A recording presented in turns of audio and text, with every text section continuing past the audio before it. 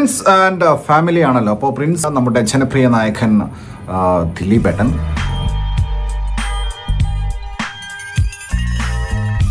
ഷാരിസ് മുഹമ്മദ് എഴുതിയൊരു സിനിമയാണല്ലോ. അപ്പോഴേ ഒരു മിനിമം നിലവാരം പ്രതീക്ഷിക്കൂലേ?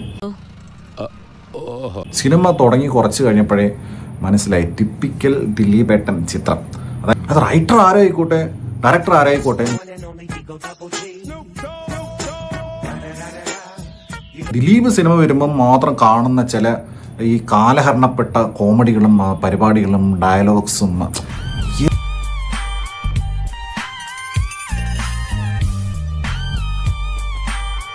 സിനിമയുടെ ആദ്യത്തെ സീനിൽ തന്നെ കാര്യം മനസ്സിലായി. എന്തോ കുറേ കിളവന്മാരൊക്കെ വന്നിട്ട് വെറുപ്പിക്കല്. ഈ ദിലീപിന്റെ സിനിമകൾ മാത്രം കാണുന്ന എങ്ങനെ കുറേ ജൂനിയർ ആർട്ടിസ്റ്റുകൾ കോമഡി പറയാൻ വേണ്ടി വരുന്ന കുറേ കിളവന്മാർ, ഇവരൊക്കെ എവിടെ നിന്ന് വരുന്നു എന്തോ.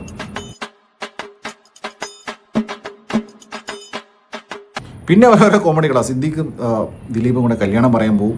തിയേറ്ററിൽ ആളുകൾ ഇരുന്ന് ചിരിക്കുന്നുണ്ടായിരുന്നു. അപ്പോൾ ഇതൊക്കെ ഭയങ്കര കണ്ടെത്തലുകൾ കോമഡിയാണ്. ഇവരെന്തിനാണ് ചിരിക്കുന്നത്? അവരുടെ സെൻസിബിലിറ്റിക്ക് പറ്റിയ കോമഡി ആയിരിക്കും. എനിക്ക് പേഴ്സണലി ഇത്തരം കോമഡികൾ കാണുമ്പോൾ ചിരി വരാറില്ല. ടോണി ആന്റണി അദ്ദേഹത്തിന്റെ കഥാപാത്രവും അദ്ദേഹത്തിന്റെ ഇതിലെ പെർഫോമൻസ്, എന്റെ പൊന്നോ, മറ്റേ റെഡ് കിങ്സ്ലീനെ കങ്കു കണ്ടിട്ട് മറ്റൊരു പുള്ളി പറഞ്ഞിങ്ങനെ അങ്ങനെ ചെയ്യാൻ തോന്നിപ്പോകുന്ന തരത്തിലുള്ള ഉറപ്പിക്കല് കോമാളി കഥാപാത്രം.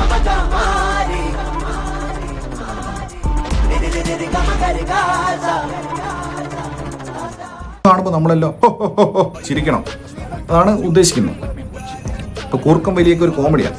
ഏത് നൂറ്റാണ്ടിലാണ് എന്തോ ഇത് ഓരോ സെന്റിമെന്റ്സും കരച്ചിലും ഒരു സദാചാര തള്ള ഭയങ്കര ഇഷ്ടമായി പോയി. കണ്ടിട്ട് തൊലിയിരിഞ്ഞു പോയി. എന്റെ പൊന്നോ, അതിന് ജോണി ആന്റണിയൊക്കെ വെറുപ്പിക്കണെന്ന് പറഞ്ഞു കഴിഞ്ഞാൽ ഇത് കണ്ടപ്പോൾ എനിക്ക് ദിലീപേട്ടനെ തീരെ വയ്യ. നിങ്ങളുടെ അഭിപ്രായങ്ങൾ എന്തും ആവാം, പക്ഷേ അത് നിങ്ങളുടേത് മാത്രമായിരിക്കണം.